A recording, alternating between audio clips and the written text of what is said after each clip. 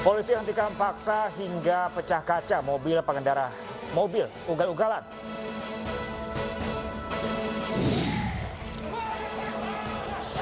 Tak terima divonis 3 tahun, terdakwa pukul majelis hakim.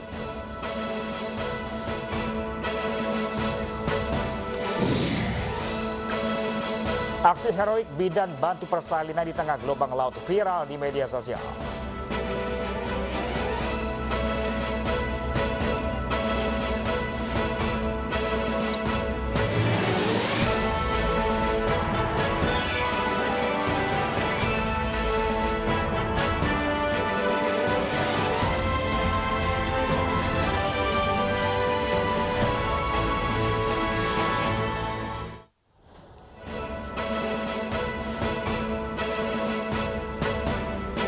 Halo, selamat siang pemirsa. Saya Pram Sunjaya kembali hadir memperbarui informasi Anda dalam Ayu Siang hari ini. Selain 3 informasi tadi pemirsa, redaksi kami juga telah menyiapkan beragam informasi menarik lainnya. Dan informasi pertama akan disampaikan oleh rekan saya Arlista Hadi. Halo, apa kabar Arlista? Baik, Pram. Ada informasi apa saja hari ini? Iya, terima kasih banyak, Pram. Ya, pemirsa, hari ini kami memiliki update informasi terkait pemanggilan Ben Noah, yaitu David Noah, atas dugaan penipuan investasi senilai 1,1 miliar rupiah. Dan pemirsa, inilah ini siang selengkapnya.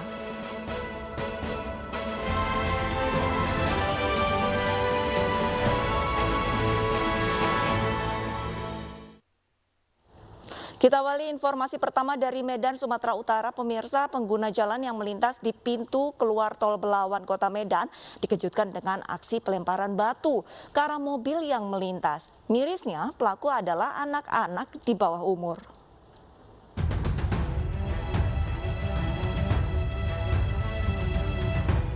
Aksi lempar batu ke arah mobil yang melintas di pintu keluar tol Belawan, kawasan Kampung Kurnia, Kota Medan, terekam kamera pemilik mobil.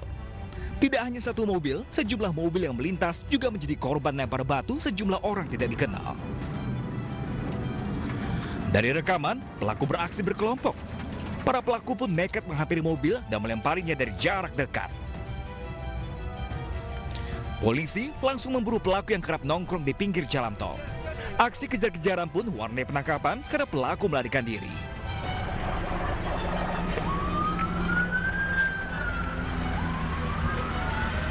Kejar. Mirisnya, para pelaku yang tertangkap adalah anak-anak di bawah umur. Keduanya mengaku meniru para pemuda di lingkungannya melakukan hal serupa. Mereka hanya mengikuti apa yang dilakukan oleh abang-abangan ataupun para remaja-remaja yang mereka lihat, sehingga mereka sebagai anak-anak ikut melakukan perbuatan tersebut. Kini kedua pelaku masih diperiksa petugas kepolisian. Pelaku akan diberikan pembinaan dan diserahkan ke keluarganya serta berjanji tidak mengulangi perbuatan melanggar hukum tersebut. Dari Medan, Sumatera Utara, Yuda Bahar, iNews melaporkan. Seorang perempuan asal Blitar, Jawa Timur mengendarai mobilnya tanpa menggunakan plat nomor kendaraan, ditambah dengan cara ugal-ugalan. Akhirnya polisi menghentikan secara paksa hingga memecahkan kaca jendela mobil.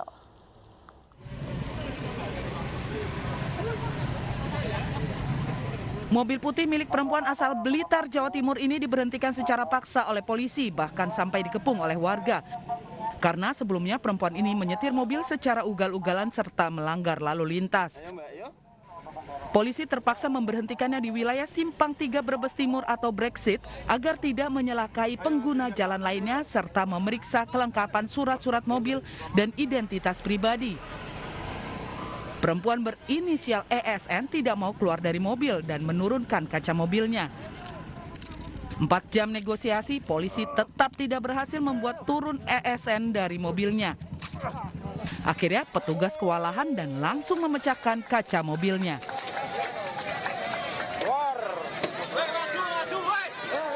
Pengemudi kemudian dibawa ke Mapolres Brebes untuk diperiksa. Tak hanya mengamankan pengemudi, petugas juga melakukan penggeledahan isi dalam mobil. Berhasil memberhentikan di depan kantor kejaksaan. Selama 4 jam itu si penumpang tidak mau turun. Akhirnya alhamdulillah sekarang sudah kita amankan. penumpang dengan mobilnya, yang dimana identitas daripada penumpang tersebut inisial ESN.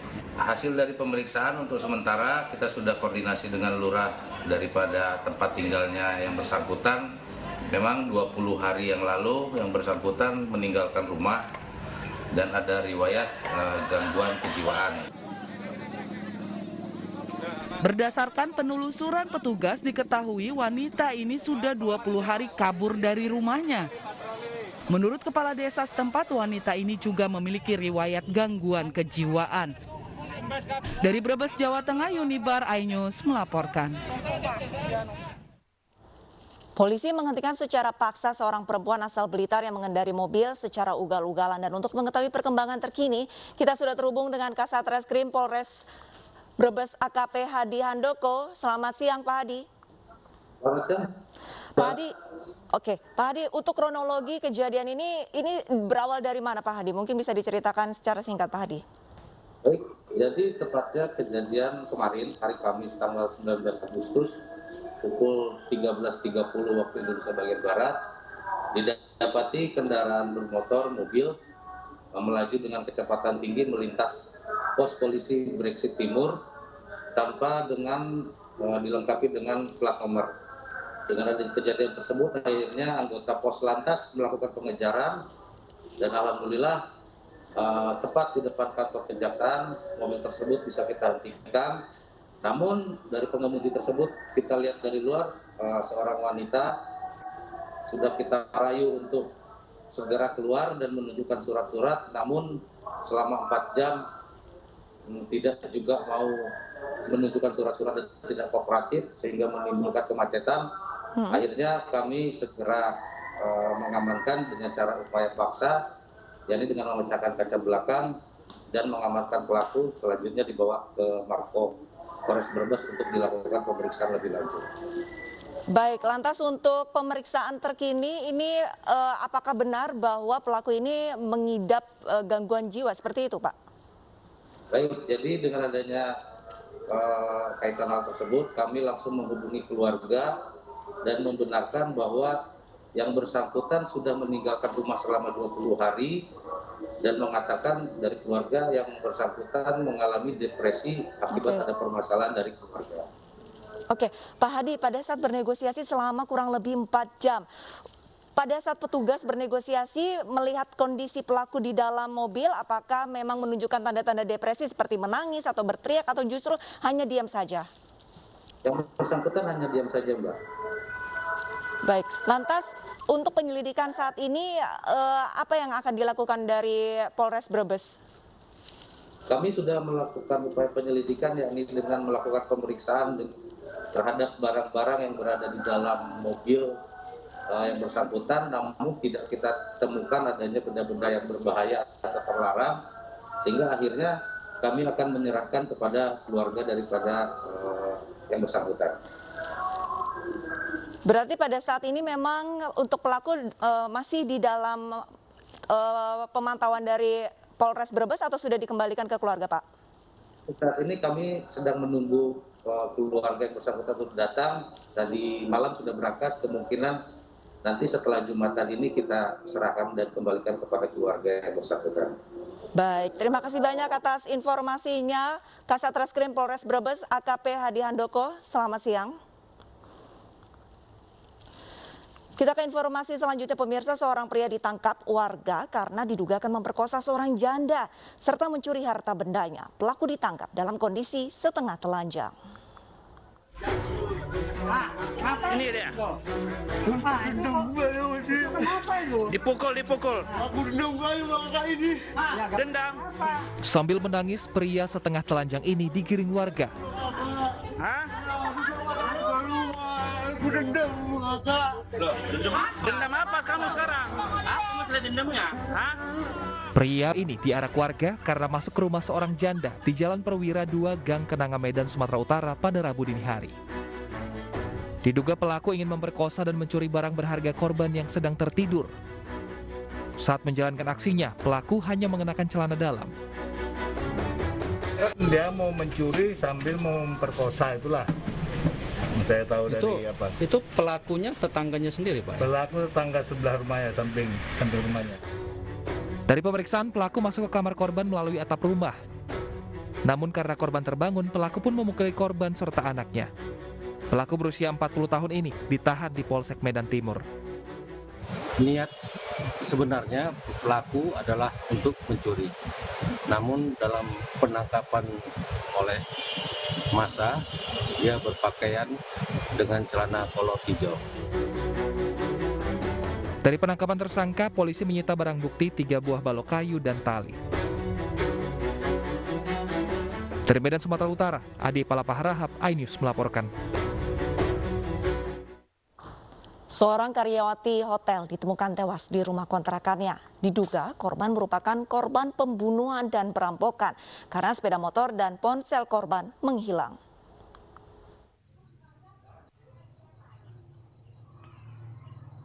Polisi kembali menggelar olah tempat kejadian perkara di kontrakan Siti Mariam Sari, karyawati hotel yang ditemukan tewas di Kampung Larangan Desa Harjatani, Serang, Banten. Kali ini polisi juga menelusuri belakang rumah kontrakan untuk mencari tahu modus pelaku. Polisi juga mengumpulkan barang bukti tambahan berupa helm dan barang-barang lainnya dari rumah kontrakan korban.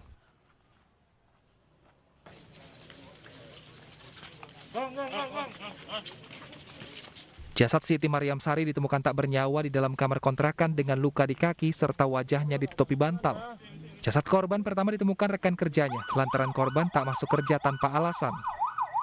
Jenazah warga Anyer, Serang, Banten ini langsung dievakuasi dari kontrakannya ke Rumah Sakit Derajat Prawira Negara untuk diotopsi.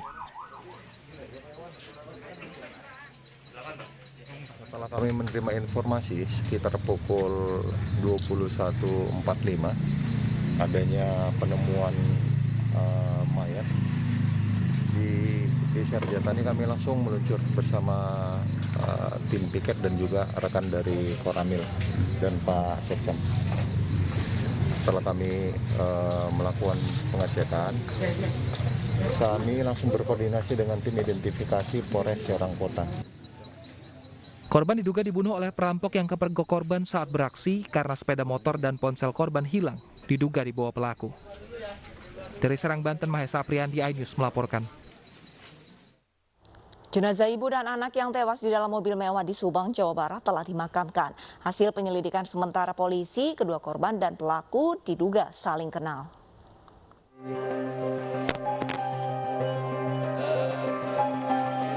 Jenazah ibu dan anak yang bernama Tuti Suhartini usia 55 tahun dan Amalia Mustika Ratu usia 23 tahun ditemukan tewas di sebuah mobil telah dimakamkan pihak keluarga.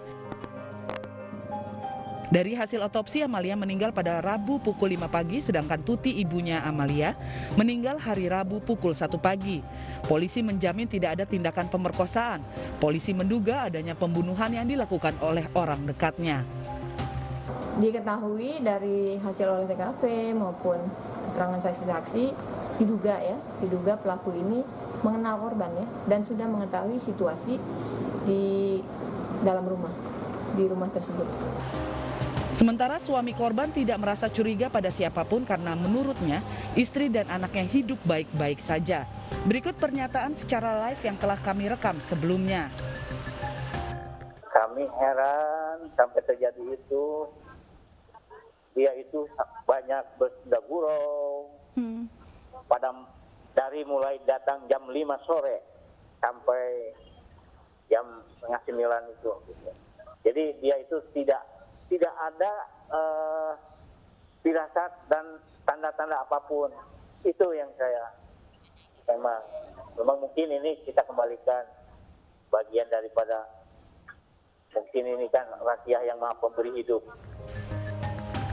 Hingga kini polisi telah memeriksa belasan saksi dan memeriksa belasan kamera pengawas yang berada di sekitar lokasi kejadian. Dari Subang, Jawa Barat, Yudi Heriawan Yuanda, iNews melaporkan. Berdalih minta diantar ke lokasi vaksinasi, pelaku hipnotis berdaya remaja di Kabupaten Tangerang, Banten. Setelah berhasil menghipnotis korban, pelaku pun membawa kabur sepeda motor korban.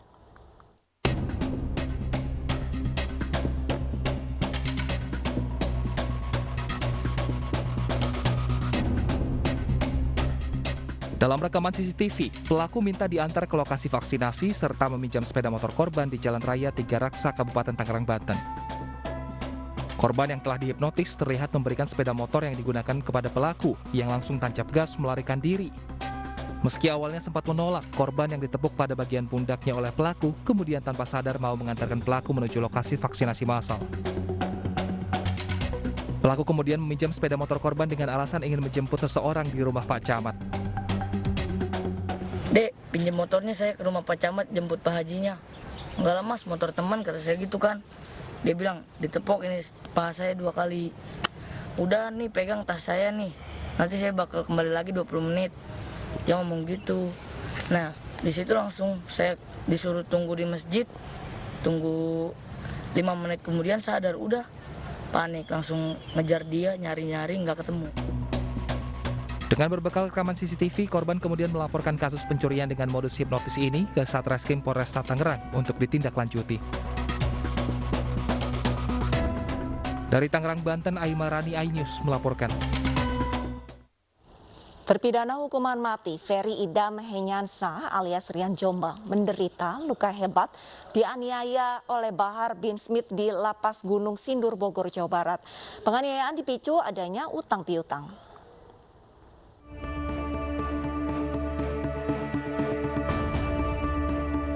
Kuasa hukum terpidana hukuman mati Rian Jombang mendatangi gedung Barreskrim Polri untuk melaporkan dugaan penganiayaan terhadap kliennya. Rian Jombang menjadi korban penganiayaan dan pengeroyokan yang dilakukan rekan sesama warga binaan Bahar bin Smith. Penganiayaan berawal dari penagihan utang yang dilakukan terhadap Bahar bin Smith. Utang sebesar 10 juta rupiah dipinjam selama menjadi warga binaan di Lapas Gunung Sindur. Namun Bahar tak kunjung membayar utang tersebut. Ia justru menganiaya dengan mengerahkan sejumlah massa untuk mengeroyok Rian Jombang kemarin. Itu bukan peristiwa perkelahian seperti yang disampaikan oleh Kalapas atau oleh Humas dan Protokol Ditjen Pas Kumham. Bukan perkelahian, tapi itu peristiwa pemukulan, diduga penganiayaan oleh Habib Bahar. Klien kami ini uangnya dipinjam beberapa kali oleh Habib Bahar secara bertahap dengan jumlah tertentu. Lalu pada saat hendak diminta kembali itu uangnya, tidak pernah dibalikin uang itu. Yang ada klien kami dianiaya, diduga dianiaya seperti itu. Pihak kuasa hukum juga membantah pernyataan dari Kepala Lapas Gunung Sindur yang menyatakan permasalahan keduanya telah diselesaikan secara damai. Ia menyebut saat ini Rian Jombang menderita luka parah akibat peristiwa tersebut dan tengah menjalani perawatan di klinik lapas. Dari Jakarta, Nadia Valerie, Arif, dan Dias, iNews melaporkan.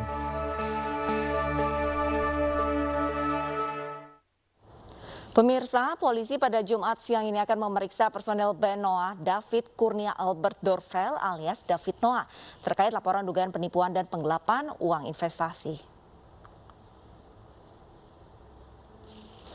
Sebelumnya, David membantah menggelapkan uang pinjaman sebesar 1,1 miliar rupiah terkait kasus proyek pembuatan kapal dengan tenor pengembalian uang selama 6 bulan.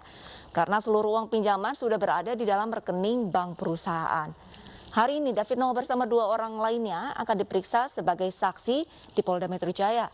Pemeriksaan ini dilakukan setelah penyidik meminta keterangan saksi Lina Yunita sebagai pelapor pada 12 Agustus 2021 lalu.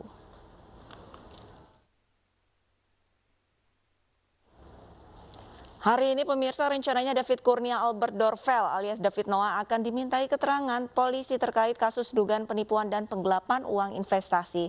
Untuk mengetahui perkembangan terkini, kita sudah terhubung dengan Bayu Pradana di Mapolda Metro Jaya. Selamat siang Bayu. Bayu, apakah David sudah datang ke Mapolda Metro Jaya? Selamat siang Lista, memang sampai saat ini. Ya, Lista, sampai saat ini kami masih menunggu David Kurnia Albert Dorvel di Polda Metro Jaya atau yang akrab dikenal dengan David Noah. Di mana sampai saat ini yang semula David ini dijadwalkan diundang untuk datang pada pukul 10 pagi, namun sampai saat ini David Noah ini tidak terlihat dan belum juga datang.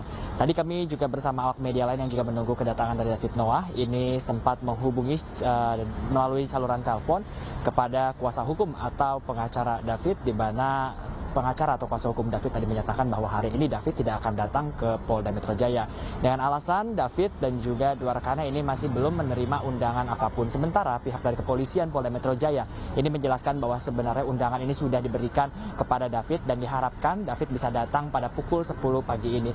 Dan memang rencananya David ini diundang sebagai saksi dari kasus dugaan penipuan dan juga penggelapan uang sebesar 1,1 miliar rupiah. Usai sebelumnya pada beberapa waktu yang lalu saksi bernama Lina Yunita yang merupakan juga pelapor ini memberikan laporannya terkait kasus ini, di mana sebelumnya kasus ini bermula di saat David Noah ini yang akrab disapa David Noah ini meminta uang kepada Lina Yunita untuk diinvestasikan dalam proyek pembangunan kapal sebesar 1,1 miliar rupiah.